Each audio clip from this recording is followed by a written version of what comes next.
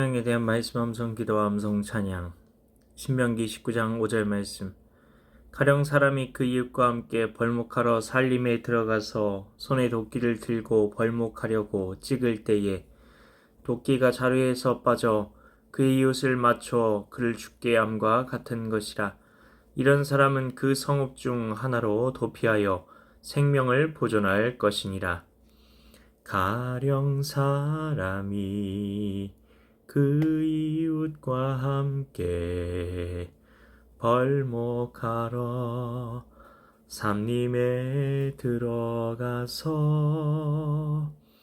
손에 도끼를 들고 벌목하려고 찍을 때에 도끼가 자루에서 빠져 그의 이웃을 맞춰 그를 죽게 함과 같은 것이라.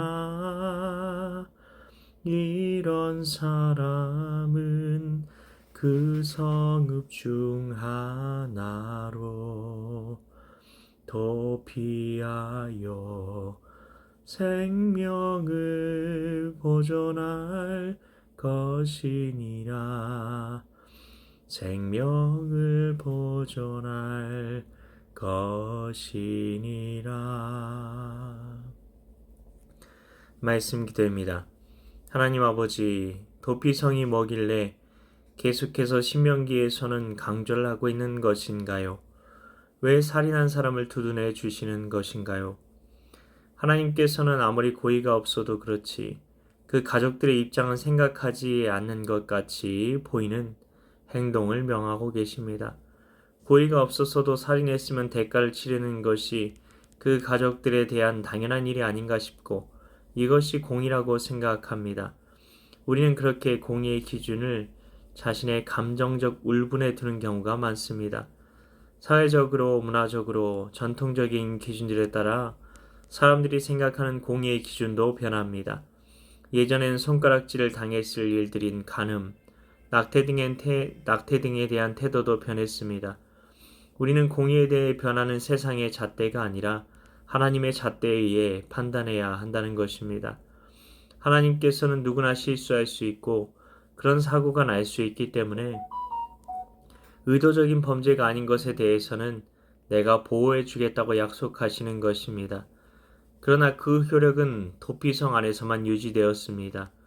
이것은 우리가 죄를 짓는 것에 대해서도 그대로 적용됩니다. 예수님께서 우리의 도피성이 되시는 분이십니다. 우리가 예수님 안에 있으면 안전합니다. 그러나 그 보호는 우리가 고의로 죄를 짓지 않을 때에만 가능한 겁니다. 그러니 그리스도인은 절대 범죄에 동참해서는 안 됩니다. 고의로 범한 죄에 대해서는 용서받지 못합니다. 그러면 고의성을 어떻게 판단할 수 있을까요? 고의적이라는 말은 히브리 말로 짜다입니다. 계획성이 있었느냐 없었느냐로 판단할 수 있었다는 것입니다. 우리가 죄의 유혹에 연약함 때문에 넘어가는 경우까지 고의성이 있다고 보지는 않는 것입니다. 그렇기 때문에 우리는 도피성이신 주님 안으로 오늘도 나아갈 수 있는 것입니다. 여기에 소망이 있습니다. 그러나 중요한 게 있습니다. 도피성으로 피하지 않는 자에게는 보호가 없다는 것입니다. 죄를 지으면 무조건 주님께로 달려가야 한다는 것입니다. 하나님 아버지, 우리의 생명을 보존하기 위해 하나님께서는 우리의 도피성이 되신 예수님을 선물로 주셨습니다. 그런데 우리가 죄를 지을 때 주님께로 얼마나 도망하는 삶을 살고 있나요? 죄를 지으면 예수님께로 도피하면 그곳에서 우리는 쉼을 얻을 수 있고 평강을 얻을 수 있고 죄와 싸울 힘을 얻을 수도 있는 줄 믿습니다. 이를 위해 오늘도 말씀 암송 기도와 암송 찬양 가운데 나아가오니 도피성이신 주님 안에 거하게 하여 주시옵소서. 믿고 감사드리오며 예수님 이름으로 기도하옵나이다. 아멘.